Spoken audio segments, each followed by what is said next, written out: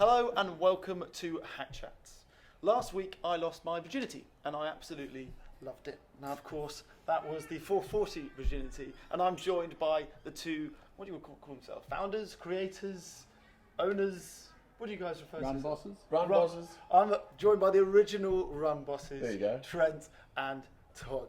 Now thanks so much for being here guys, I'm really excited to spend your time with you. Now the beauty of the 440 and I think the key to its success and its longevity and the growth of it going forward is obviously its simplicity. So Trent, could you just start by telling us what the 440 is? Sure. So I'll start with how it began. Mm-hmm. So I and myself and a bunch of mates a few years ago used to actually, so we're the original 440s in Bronte. It was a training session. And and we'll tie it in with the name. But we would race from the bottom of the hill to the top of the hill. On the Saturday morning, we'd race 10 times. So run to the top, hard as you can, walk back. We were training for some half marathons and marathons. It was a really high intensity session. It was an old track session, which was 10 400s, which was a great conditioning session that we put onto a hill. And then at the end of the running season, everyone dropped off. I kept running it on a Saturday morning. I enjoyed getting up early at 5 and I took the intensity out and just started looping it because it was hard to push myself on my own. And then after a couple of weeks or months, I then set up an Instagram account called the 440 because that was the distance and started inviting people weekly. That's how it started. I like the story of the first week. You said on the Thursday, Yeah. this is it, we're doing it Saturday. How many people turned up on that Yeah, so Saturday? I put up the account, I put up a photo of a group of blokes running up and I invited everyone and it was just me. Yeah. So the first post is a selfie. So the beautiful thing with Instagram is that it keeps a history. And that's been the nice part for us. We can look back now and look at the days was 1 and 2 and 10. And now we average, 100 to 150 every Saturday at our Bronte one. Yeah. And the record was about 220, wasn't About it? 220 last summer. Amazing. Yeah, it's chaos. Yeah. And Tom, can you tell us briefly about the rules? So there are some very basic rules that need to be followed. Can you tell us about those? Yeah, we call it an etiquette. So every time we turn up, we start whatever designated time is the start time at all the different 440s. We ask you to show up on time. In the Bronte's case, it'll be 5 a.m. You're nice to one another, and you just help each other. So there's no real other rules outside of that, other than showing up, being there for each other, putting in what you deem as your effort to put in, whether that's you run 10 laps or 11 laps or 1, or just show up and be there. And it's just the main reason we say that and set that out is because there's already a barrier for people that want to get into fitness or want to get down there, and it's already early. There's already these things that go through and you go, you've got to sleep in your active wear, you've got to set alarms, you've got to do all this other stuff to get there on time. So we know people are rushing to get there and make it happen, but if you can do those really simple things of turning up to somewhere on time and just being nice to everyone else, the rest just happens. Yeah. So that's part of our etiquette, which we read out most weeks down at the 440. So. Well, I guess what makes this I don't want to call it a run club because it's so much more than a run club. But I think what makes it particularly interesting is why people join it.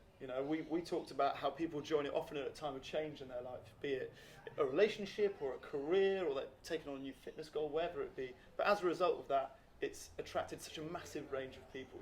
It's such an inclusive group. So I guess what I want to talk about is how that non-threatening aspect of it, through the variety of people, has been built. So can you tell us a little bit about some of the people that you've attracted, some of the members? So it's a good question because it also comes with challenges. We're in the age of social media. So social media can work against us. Every week we put up a photo and there's 10, 20, 100 people and they're all skinny. Generally, when you look at on the surface, or fit. Yeah. So that works against us straight away. So one of the things we do say now, we're a skin-on-skin business, face-to-face. One of the reasons it's grown, we've had to be leaders from the front. So what happened in the last 18 months behind the scenes is that we talk to people about this every day. So it's someone that pulls us up on the street, hey, what's the 440, what does it mean? And you've got to look them in the eye and say, hey, like, this is for you. You can walk, and they go, oh, really, can I? Because I can't run. And that conversation with that one person could be 20 before they actually turn up. So that's the hard work of actually, a lot of the people, our die-hard people, it takes them 3, 6, 12 months to actually walk through the door. The able-bodied people like us will come and go. So social media works against us. So we acknowledge that. But we also need to put a photo up every week to remind our community, hey, we're there 24/7, like AA. We're there, as we say, rain, hail or shine.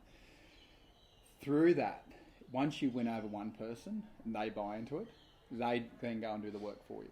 Yeah. So rather than us have the scattergun approach, we don't do our social media to try and get masses to come in. Social media for us is, hey, we're available, hey, we're growing, and then we post everyone's stories to show the level of activity. So we've got people that say they can't run. We've got fathers that haven't been active for 10 years because of family, ex-sports people, life took over. We've got people that have been heavily overweight. We've got people coming. We've had cancer survivors. We've got kids wanting to be better. We every week we uncover a new layer of a different demographic, from grandparents to kids to dogs yeah. to newborns, pre and postnatal, and it's endless. So the inclusivity part you talk about, being inclusive means that we don't cap it, and we don't care who turns up. Like Todd said, be on time, be nice, and you qualify. And I think also a lot can be said about the structure of the run clubs help build its community. So not only obviously is it inclusive, but the fact that it is at 5 a.m. on a Saturday. Everyone's looking at each other wide-eyed, part of this mad thing. This is such a strange time to run, and that sort of brings the group together. And that wasn't actually something you did intentionally, was it? You said you started it off at that time. Yeah, look, almost selfishly because it suited you, right? Correct. It was suitable for me. So then you can imagine up until probably 12 months ago, every second message was like, why is it at 5? Can we do it at 6? I come at 6. Can we change it? Yeah. And I'm like, and then you're at the point where you're like, and then now we're like, I'd love to change it to 6, but I've got to tell everyone else. Yeah. And, it's the old thing, like, you keep chipping away at something, you finally will break ground. And we say this to our other run coordinators and bosses, we're like, go against the grain. Do something that no one else is doing. So 5 a.m. on a Saturday, people are like, you're kidding, you're mad. But if you want to make change, you want to be better from what we've experienced, you have to, it's not even about sacrifice, you have to make real change. So real change to me is 5 a.m. on a Saturday, because you have to change your habits during the week to get there for Saturday. Yeah. You said something to me which really struck a chord, which is you said, what the 440 does is it opens the door to help people help themselves. Like you said, they have to get up. They've got to actually run. You guys can't do that for them. And what the 440 is just an infrastructure to help them do that. It's in place. If you turn up, you're helping yourself. We can't help you. Correct. And I thought that's powerful. Because that empowers people to think, right, I'm the one making the change. Well, we buy into everyone's got so much stuff going on. We know collectively on any given Saturday, there's so much chaos going on amongst our members in their own personal lives. And we're not qualified to deal with that. We're managing our own stuff, and we use the 440 for ourselves. It helps us. Like, I need it in my life. Toddy needs it in his life. Whether we've had a successful week or a stressful week. So we need it. So we're thinking, if we need it, well, everyone's dealing with their own stuff. They need it too. I think that's important. We were just talking about it this morning, is the menu of the 440 doesn't change. We turn up the same time every week, we do the same run, but what Trent was saying is that the experience changes for everyone, because you're not always going to show up like 100%, like ready to run. You might have a down week where you've had something go on at work, you've had a relationship drama, you haven't eaten the right thing, you've been fighting at work or whatever it may be, and you get there and you're in a different headspace. but you know that the course is the same, so you're going to get something different out of it every time. Yeah. So I think that's the beauty about it too. With a lot of the different locations, it's always the same, doesn't change. People go there expecting, yep, we're going to run, but it's going to be a different experience every time. What I particularly like about the course, actually, I think it's not something you realise unless you actually do the run, is the brilliance of it being a loop. And by that I mean, if you're not fit, you can do one loop, you can do two loops. Like you guys said, no one's counting, no one cares. Yeah. You can walk 8 of them or 9 of them, it doesn't matter. Yeah. And if you are fit, there's always someone in front of you, You can run 10 loops and never get overtaken, but not win. There's always someone on the top of the hill who you could, I need to overtake them. Oh, there's that kid, I should just aim for that. And I think that is really the brilliance of it, because it caters to the most fit and the least fit, Totally. Was that a sort of an accidental benefit, Well, Was that a thought process you went into? Or was that just a loop originally? The original session running on the hill was designed to take me and my mates out of their comfort zone. And I ran my best year running that year. I placed top 10 in a half marathon in Canberra running against proper runners, half my weight. What we've done, we've actually manipulated our community. They're doing something that's really hard. Hill running sucks. It's hard. It's so hard. And the testament to that for us last year was when City of Surf came around, and most of our community did it. Not one person struggled running in the hills. Every person did a PB. So we're getting them to move together looped. You're not measured. You're not judged. You're not told what to do. You're not shown how to run. You're not told how many laps. You just do what you feel on that day. You keep turning up, and your incentives are you meet new people, the photograph, the swim, the coffee. You've got all these things that actually mask the stress of running up a hill, which is hard. So if you take that and you run a timeline of running flat every week, your fitness is just going through the roof. So you're getting fitter while you're being distracted at the same time. And that's part of the reason why we got the banter down there. We're getting around each other, we're high-fiving and just calling each other names and stuff like that, because it's 5 a.m. Yeah. You should be sleeping, but you're not. So we got to make it fun and lighthearted. But I'll see someone struggling, and most of the time they're not breathing, and I'm big on breath. And they got the music blaring, not breathing. I'll just whack them in the leg, and they just jump. And the point of that, like Todd with their banner, is to go, hey, enjoy this. Yeah.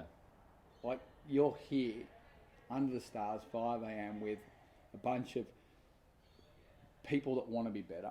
There's not one person that doesn't want to be there. Enjoy the moment.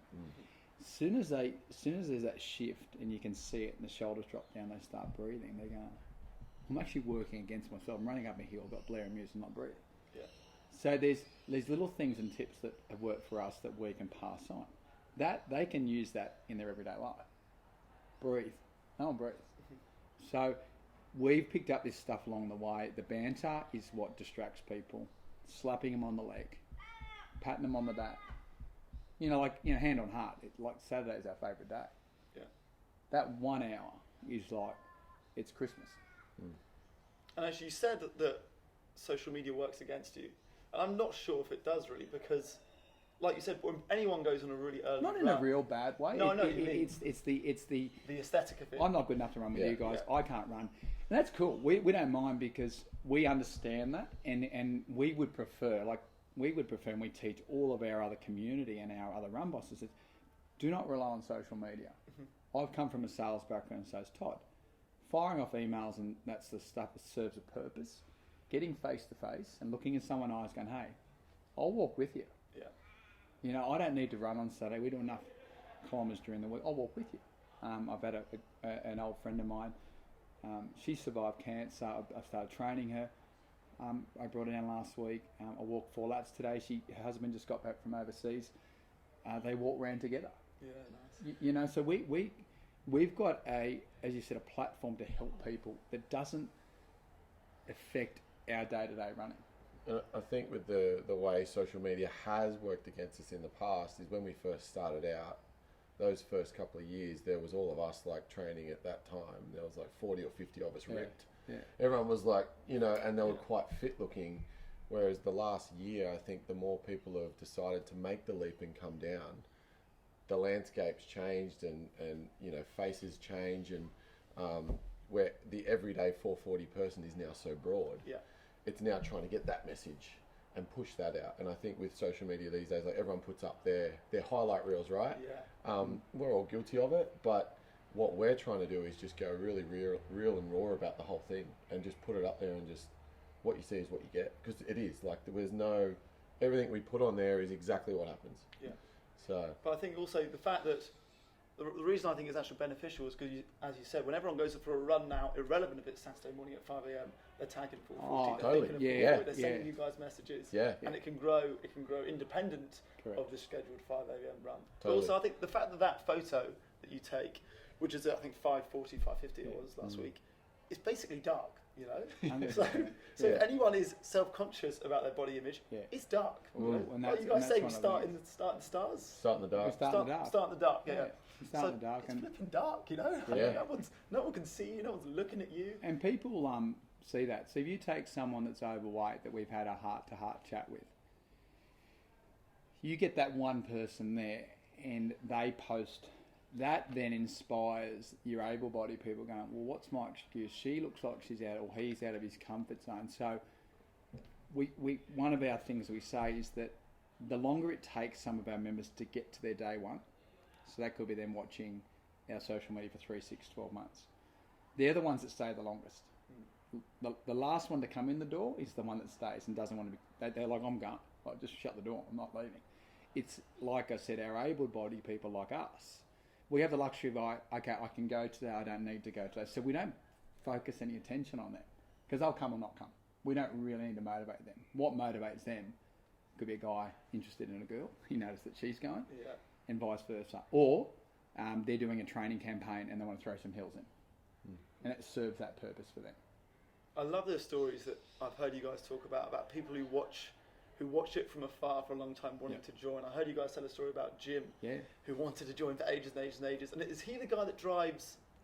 How is it? Was it a woman that drives? There's a girl. 3:30. Jodie used to drive a long way. She's since moved to the east. She was living and about an hour and a half away at the time. And then the first day she came down was Trent's birthday, and he goes, "Oh, let's do 40 laps of the 440." 40th last year. Yeah. And I'm like, "Yeah, cool." Like I said, "Yep." And then halfway through it, I went, "This is the shittest idea I've ever had in my life, ever committed to." Can we say 14? It's That's on what we our, said. But she rolled in at 3 a.m. for her first one. I woke up at 2 that morning, and and there's a story of this lady in her active wear, and I went, a groupie. And anyway, we're there at 3 a.m. about to start, and there's about 25, 30 people, and this lady sort of comes out of the shadows, and I went, "It's Jodie." I'm like, "No, come in." And we've spoken about this before, but she chose that particular morning, whether it was self-consciousness, whatever it is, to start. And she did her day one at 3 a.m. with us. You know, and I remember, we took off, and I remember when we went to lap it the first time, and I just slowed up and put my hand on her shoulder and said, "Hey, welcome." You know, and that particular day was the only time I got to speak to her. She would have to get in her car and drive back up 90 minutes the other direction, and that relationship started. Now, her story was she'd had a couple of lap band operations, and for someone who's carrying excessive weight, it's hard to find a place to feel comfortable and feel at home. And what we learned out of that, all we did was open the door. Come, don't come, up to you. Like, we can't force you. We can't make her drive 90 minutes to get there. And she just found her place. Well, in that year she did the City to Surf. Hey, she runs She did her first City to Surf. She's done so much stuff. So you go back to finding one person. You talk to someone. It's 5 minutes for us to talk to someone, look them in the eye, grab them on the hand, say, "Hey, you can do this." Like, leap of faith. The leap of faith's only from here to there. When they post, they bring 20 people. So we know that our formula, we don't have to beg everyone. We don't have to spend time. Just like, hey, we're there. 52 weeks a year. We start in the dark. And then the photos that go up every week, whether it's pouring rain, the photo goes up. And it's the photo is a funny one because when we first started, like getting a lot of people down there, we'd always say to each other, "Oh, let's go for 50 this week, or let's try and get 60." And when in our minds we were thinking, "Oh, that's success," but looking back at it, we were going to turn up regardless if there was 2 people. Yeah, of course. Whatever, it wouldn't matter. But people were getting FOMO because they look at it and they look at the photo and they go, "Oh, I wish I was there." Yeah. And then the next week they don't want to get it, so they're always turning up thinking that they're like, you get a beautiful sunrise, you get like the landscape down there is the best in the world. Yeah. By far. Like and that the way that works, and people know what's there when they've been down there before, and if they sleep in, they get this anxiety of like, I didn't turn up. Have you ever had anyone turn up just for the photo? Oh yeah. 100%. Yeah. It crossed my mind this morning. I was like, the photo's in 10 minutes. I could just go for the photo. Yeah. Or they'll come and just hang and do maybe one lap, or just and then I'll just jump in the photo. But sure. whatever it takes, like and That's like good enough. use that as an example. Then there might be someone that Toddy and I collectively have spoken to for 6 months. Bump into them, like, "Oh, I'm going to come this week." And we're like, "Cool," and they go, "Oh, what time does it start again? How many laps?" And we'll same person will give you, and then we're like, just come. All the excuses. Anyway, they don't come. So you know what brings them? What? Some girl in his office has been going. So it wasn't us that actually activated him. It was another person. Yeah. So then when we go, so we went, we can pull back. We don't have to beg everyone to come. We used to, and it's just exhausting. And we now know that you promise you'll come today, you turn up in 6 months. Yeah. We get everyone eventually. That's one of our things. We look them in the eye and they go, "I'm never going to come." I'm like, okay. Yeah. We're going to be there regardless, so we'll see you when we're there. Then you get a tap on the back, and I just laugh, and they're going, "You're right." I'm going, "Yeah, we know." We've told you before. What have been the top 3 excuses you've been sold as to why people can't come? The best. We're going to write a book on this. I was thinking you should write a book, because we haven't got time for the book. There's got to be top 3. The best one I got, and I'll give you, was I got a message from a guy.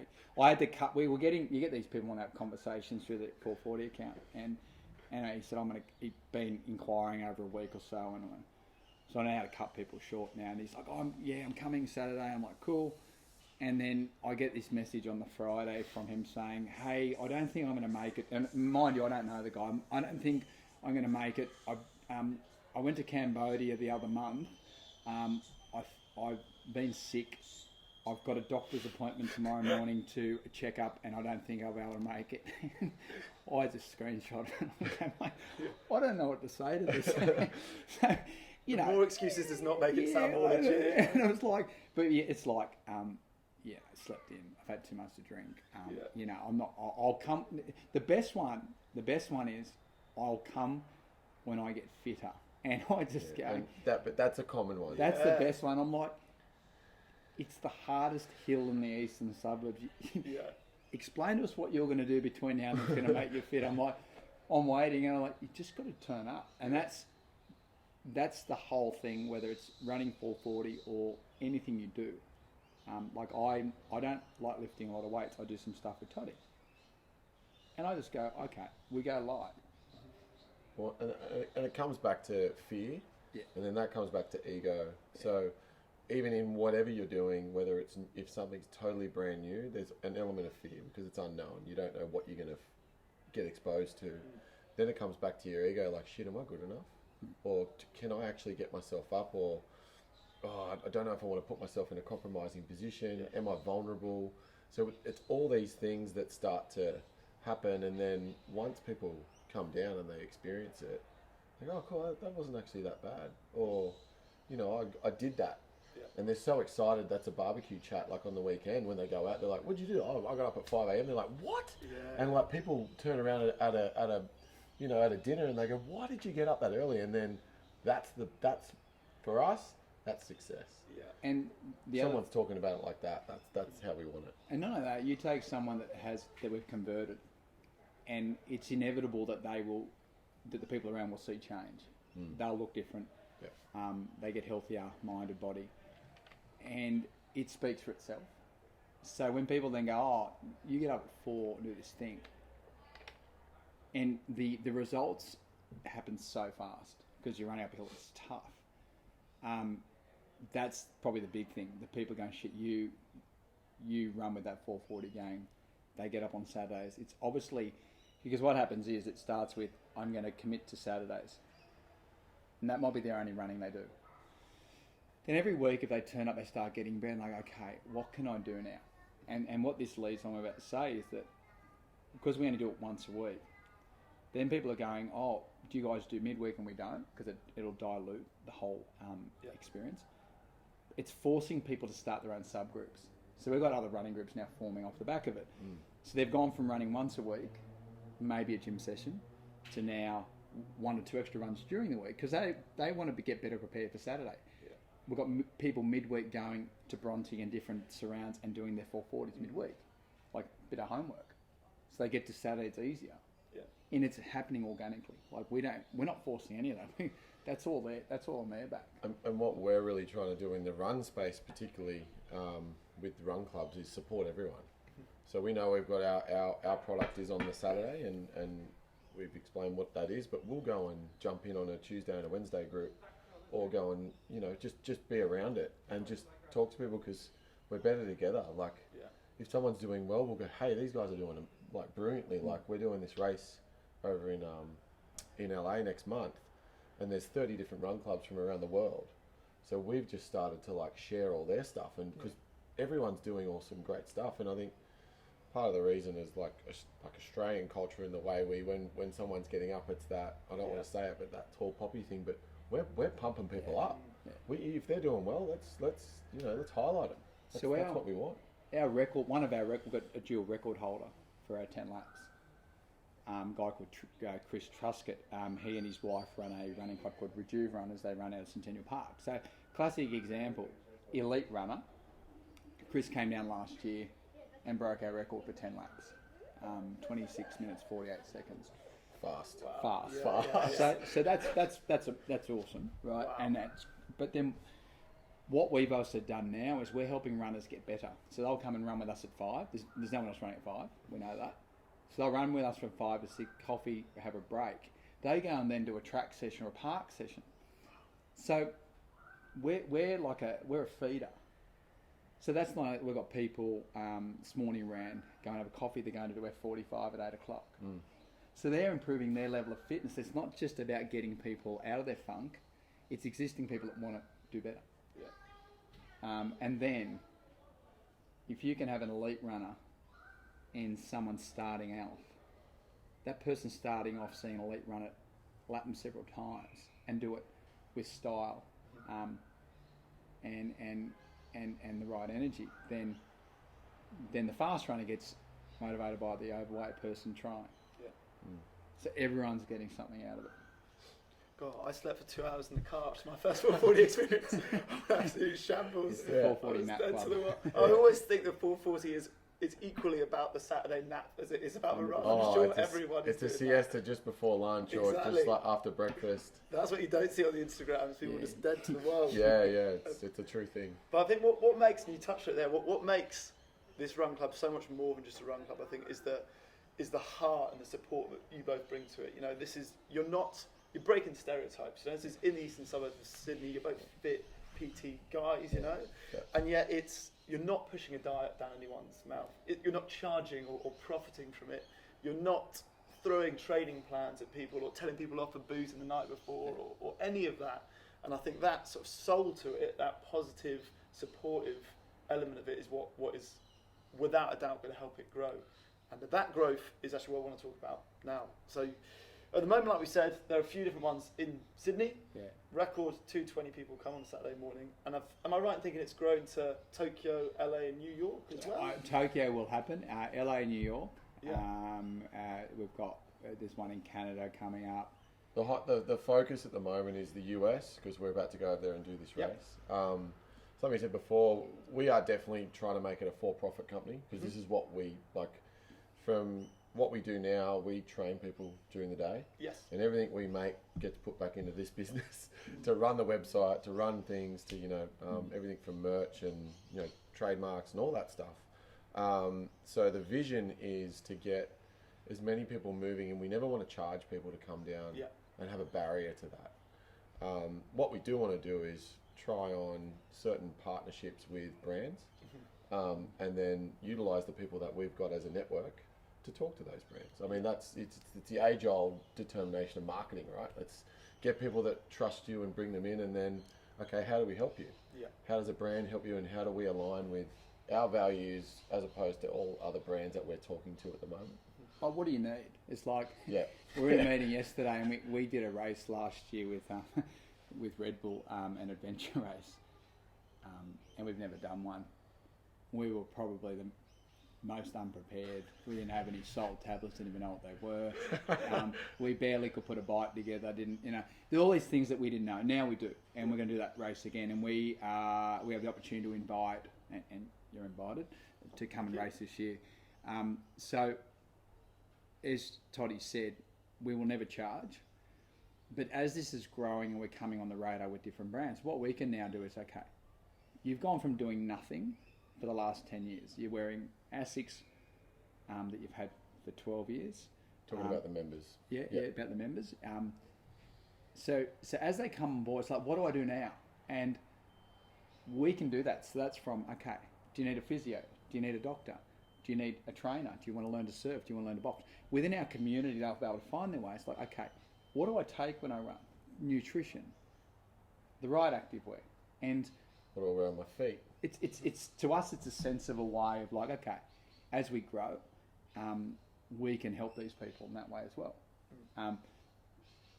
It's grown that way for us that we can, as the brands come in, we go, okay, we've got this community, you want to tap into it, and we just want to, like, I guess, just keep that part simple. Yeah. And that's the beauty about growing this thing and making it into each other location is each run boss, our versions in different locations have the ability to be those influencers, if you'd like to use the word, in a more organic sense. So not aesthetic by any means, but hey, we're doing this thing, we're all getting together. This is what we're about. So we want to pass on our ethos to all those guys. We've got mates that are like cyclists and adventure racers. We look to them for influence. Like, what do we wear? What's a gator? Yeah. What is a salt? What bike do we get? What's a salt tablet? What do you take gels for? And it's been a big learning for us. Like, we're going on this race in LA, nutrition, the right shoes, learning how to recover.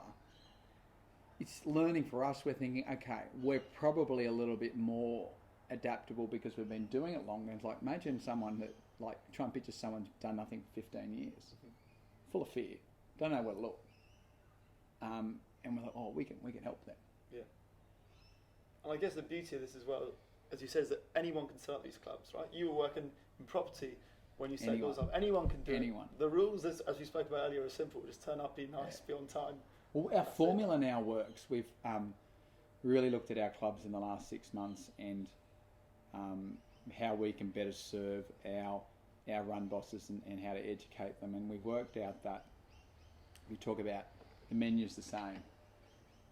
It doesn't change. So our people, and that's important, the menu, because if you're someone who's watching your account for the last 6 to 12 months and you're thinking about when your day one is, then your day one could have been anywhere from 3 months ago to today. Yeah. You wake up, you go to bed on Friday, go on me, and wake up Saturday full of fear. You don't have to worry about how far are they running this week. Are they running this hill, that hill? It's the same. It doesn't change. So they can roll in any week, and it will be the same. That's probably. So when we're educating our run bosses, like, keep it simple. That's run, dip, sip. That's all we do on Saturdays. There's so much growth outside of that for that community. Don't try and complicate, because when it's 10 people, it's easy to go, oh, well, let's add a yoga session, let's do this. When you get to 150, you're just like, I just want to get out of bed. I want to go say, hi, let's run, hug, coffee, and out. And that's what about when we used to tag on Instagram? Yeah, so we used to be able to tag everyone. Oh, wow. When we had the shot, right? And it'd be like, oh, yep, that person. What's his name? Now, it's me and him that tag each other, and that's it. And we look at it in weight. We're like trying to weigh the people, going, does it look like 100 people? Is it like 80 people? And we had a counter. We had one of our girlfriends going like a mystery counter. We're going, hey, baby, how many? And she just started. She gave up, and she just started putting fake. So she'd be at 78, and someone's counted 130. Yeah. And now it's just like we go, that's. It's around 150, 160. Yeah.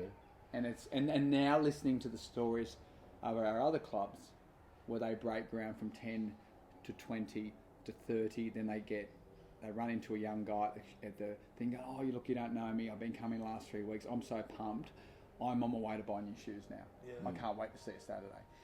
Then they're messaging us going, how good's this? And we've been trying to explain it to them the whole way, like, just wait, you will get the best feelings and best responses.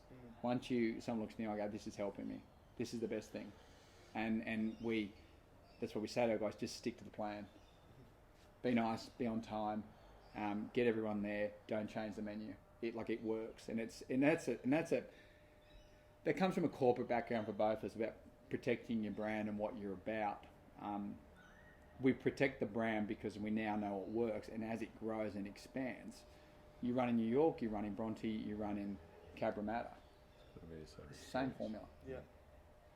I guess, I heard you guys mention the target is to reach 1 million people. Yeah. Right? 1 million people doing 440s. And that's active through either run clubs, or it could be the person, on a lonely island of 50 people running up around a palm tree, and tagging us because it's motivating them to move. Also, we've got Sora, who is a girl out in Canungra. I don't know if you know where Canungra is, but it's Gold Coast hinterland.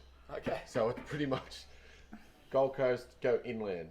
And I think, mate, the town population there is Bronte. What we get down at Bronte in terms of the runners. Wow. There's like 150 people, or they're probably a little bit more, but she gets a really nice cluster of people week in, week out, and that's enough for her, because that means that she's a PT in the area, she's a local, and everyone knows her as she's doing that run thing, and that's been going for nearly 6 months, and that's totally fine. So when we look at the masses, that's not really at the start it appeals to us, but it's just about if you can help 4 people, and if that's week in, week out, and you're happy with it, that's great. And they're attached to the community once they sign on. And the beautiful thing for someone like that from Canungra, she can roll into LA, Melbourne, Perth. Well, Maddie went up there today. Yeah, our Miami guy. Our young guy runs our Miami one on the Gold Coast, and he went to Canungra. But they'll have the luxury of going on a holiday or travel and going and seeking out a 440. What a way to go and see. Like we've made a friend through we went to a conference thing last year, and we met a guy from the UK called Charlie Dark. He's got one of the original run clubs, started 13 years ago. Now, based on spending some days time with him, twofold. We've now got a beautiful relationship with him, so when we go to London, we're going to see through his run club called Rundum Crew. Now, because we plugged in through our socials, our members go, hey, I'm going to go and run with Charlie when I'm in London. So we've opened these doors. So what we want to do is, like all these run clubs, like Bridge Runners and all these things, Koreatown runners around the world, we want to go and check them out because we're then promoting them on our channels. Our runners go, we're just opening up these doors. Yeah. So you can run on while you're travelling and see how they do it, see their culture. We want to go and learn from them. I think there are so many amazing individual stories like that. I think you guys are doing such an amazing thing to help people change their own lives in any way. Fitness, mental health, whatever it is. And thank you so much for being here, guys. Thanks for having us. What you do. Not at all. Where can people find you before we go? Yeah, so straight on Instagram, _440, or we're on our website, www.440runclub.com. What? And if you go on to the locations, you'll see all our locations on there. Yeah. But yeah, feel free to DM us and ask us anything and get started and let us know if you want to start a 440. Yeah, get yourself down there. Get out of bed, get going. Let's do it. Well, thanks a lot. Cheers, guys. Thanks, mate. Thank you. Thanks, home. Thank you. Cheers.